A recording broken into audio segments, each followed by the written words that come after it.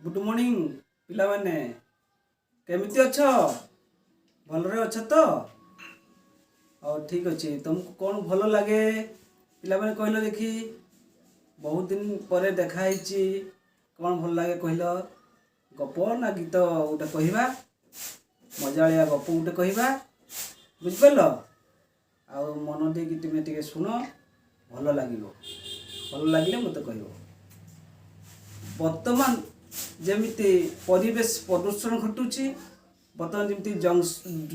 जंगल ध्वंस विमुखे होगाकू जाऊँगी जंगल रे निया लगे दौरान मनीष मैंने जंगल नष्ट होवार फल जीवजंतु मानक मध्य चिंता पशिची एवं सबु जंतु मानक मध्य दुखर लहरी खेली जाइछि सेही मध्य वर्तमान हाथी गुड़िक सहर मुखा गाँ मुखा होती जहाँ फल लोक मैंने हैरान पड़ुंट तेणु जंगल मनीष जातिर एक बड़ संपद कहले अत्युक्ति हेब ना जंगल हेउची मनीष माने जंगल रे छोट छोट गछ गुड़िक काटी नष्ट कर दिया फल जंगल नष्ट होबार लगी जहाँ फल पशु पक्षी माने चिंता रे पड़ी जाइछंती गछ लता नष्ट हेबारु पशु पक्षी मानकर बासस्थान से माने हराई बसुंती खाइबा फल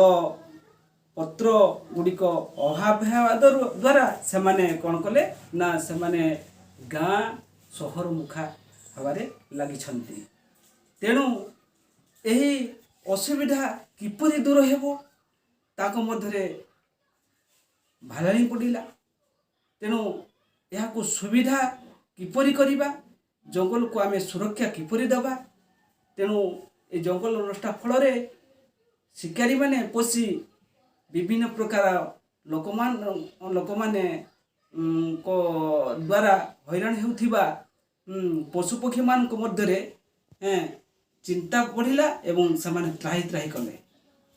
फल ए जंगल को सुरक्षा देवाई ताको मध्य गोटे आलोचना है पशु पक्षी मानक मध्य जंगल समस्त पशु पक्षी मान मध्य जो आलोचना है यही समस्या किपरि दूर हेबो हेई परिबो नानी ताहा समान मध्य जंगल रे थिबा बुद्धिया जीव माने जथा बाघ भालू मांकड़ यही भाया भाव विभिन्न पशु एवं पक्षी सहित शियाल आ शुआ ककिशियाली यही भाया समस्त जीवजंतु माने चिंता कले एवं शेष तांकर आलोचना फल से माने कहिले जे वर्षा ऋतु आसिया पूर्व आमे कौन करिबा गछ किछि लगाइबा डाल किछि लगाइबा सेथिबाई एई योजना रे मुख्य भूमिका ग्रहण कले हाथी हाथी कहले मो सुंड माध्यम मु डाल सब आनीदेवी ता सहित विभिन्न प्रकार पक्षी माने मध्य कहले आमे विभिन्न प्रकार मंजी आनीदेबू एवं गातुआ मूषा कहले मु गात खोलीदेवी सबू जीवजंतु माने एकत्रित हो से काम लगी पड़े एवं जंगल सृष्टि करेंगे जंगल सृष्टि करी से जंगल में बसवास करेंगे आनंद रे वर्षा ऋतु आसीगला शेष वर्षा ऋतु आसीगला फल यही कार्य से समाप्त कर वर्षा ऋतु आसीगला बहुत सुंदर भाव में गछ गुड़िक चेंगी उठिला एवं सबुज श्यामल होगला तेणु हाथी माने सुंदर माध्यम पानी आनिकी ढाली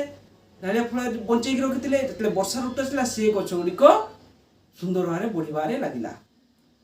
से भाव में पेचा माने कौन कले रात्रि जगिले एवं विभिन्न प्रकार हिंस्र जंतु माने यथा सिंह बाघ भालू साप आदि से जंगल को जगी रहिले एवं मनुष्य को जंगल भितर को प्रवेश करने देले नहीं तेणु समस्तंकर एकता द्वारा ये जंगल सृष्टि करि पारिले से तेणु एहीपरि भाव में परिवेश सुरक्षा से देखी मनीष माने ताटका हो गले से बेस बुझी पारिले मनीष माने तांकर एकतार द्वारा କେମିତି ସେମାନେ ଏହା ସମ୍ଭବ କରିପାରିବେ। ତେଣୁ ଏକତାର ହିଁ ବଳ। ତେଣୁ ଯେତେ କଷ୍ଟ କାମ ହେଉନା କାହିଁକି ତାହା ଆମକୁ ଏକତା ଥିବ ଯଦି ଆମକୁ ସହଜ ମନେ ହେବ। ତେଣୁ ଆମେ ଏଇଥିରୁ ଜାଣିଲୁ ଏକତା ହିଁ ବଳ। ତେଣୁ ଆମେମାନେ ଯେତେବେଳେ ଗୋଟେ କଷ୍ଟ କାମ କରିବୁ ଏକତା ଦ୍ୱାରା ଆମେ ଯଦି ବାନ୍ଧି ରହିବୁ, ସ୍କୁଲରେ ଭାଇ ଭଉଣୀର ସ୍ନେହ ମମତାରେ ଆମେ ବାନ୍ଧି ରହିବୁ, ତେଣୁ ଆମେ ପ୍ରତ୍ୟେକ କାମଟିକୁ ସହଜରେ ସମାପନ କରିପାରିବା।